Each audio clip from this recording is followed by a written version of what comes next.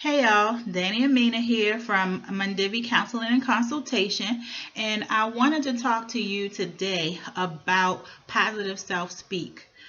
This comes from a post that I saw on my personal page that a friend wrote, and it was in reference to wanting to be a grandparent, finally wanting to be a grandparent. And I believe my response to her was something like, wouldn't you want to be a mother in law first, or have your child be in a great relationship with their partner for years and see how they build together before being a grandparent? And their response was, that ain't guaranteed. Nothing like that is guaranteed. I just want to have a grandson or a grandchild, but yes, hopefully, the relationship will be good and whatever. When I read that response, it broke my heart because, so many people think like that. That's not my first time that I've heard that. I've heard it so many times, especially in our community. When you talk about having children and referencing it with marriage, the first thing someone says is that's not guaranteed. Well, I mean, if you go into it with that negative thought, of course it's not guaranteed. When you go on a job interview, do you walk in there thinking it's not guaranteed? I'm not going to get it because I'm black, or I'm a woman, or I'm too tall, or too short, or too fat, or too skinny, or too light, or too dark. When you start a project, like going to school and trying to get a certificate in something or a degree in something, do you say it's not guaranteed that I'm not going to finish? When you enter into a relationship, be it friendship or a romantic relationship, do you walk into it saying it's not guaranteed? If you do, then there's a problem. People have got to stop having low expectations, and that's where I think it was coming from, because maybe you haven't been married, and maybe you've had plenty of failed relationships, and maybe you've had plenty of kids by plenty of different people. And I'm not making reference to people that have children by multiple people. What I'm saying is you've done some things that you felt like it wasn't guaranteed, and you might have a skewed way of looking at things when you wish for things like grandchildren.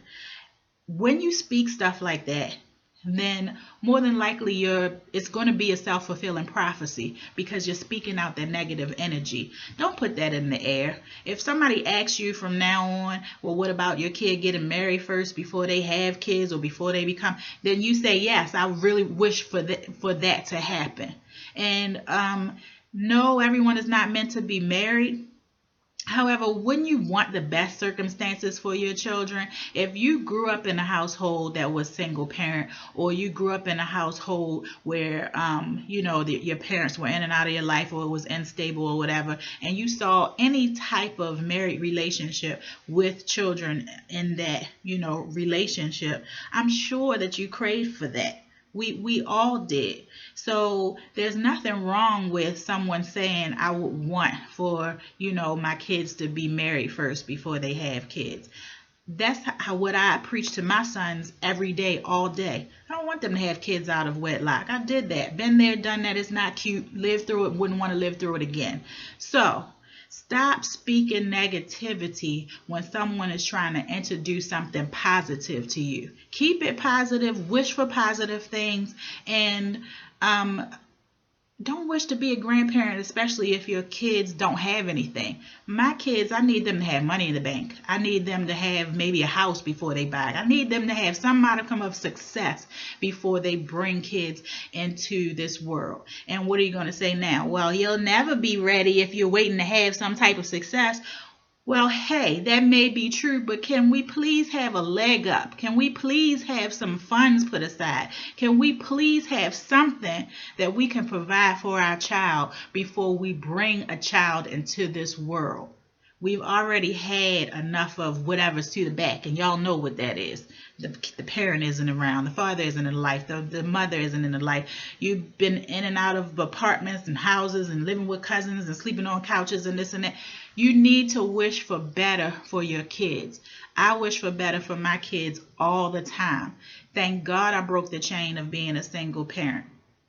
Thank God I broke the chain of being a teen parent. My kids are 22 and going on 26. They don't have kids, and I'm not looking to be a grandparent anytime soon. They need to live their life, get filled with life experiences, travel the world a couple times if they want to, have a big fat grip in the bank before they even consider or think about having kids.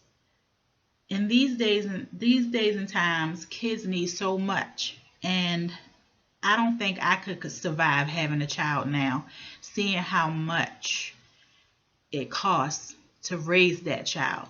So want better for your children, want better for your grandchildren, wish for unity with your kids, meaning the entity of marriage, wish for successful marriages, and be able to sit back and say, wow, they did it better than me, and I love it.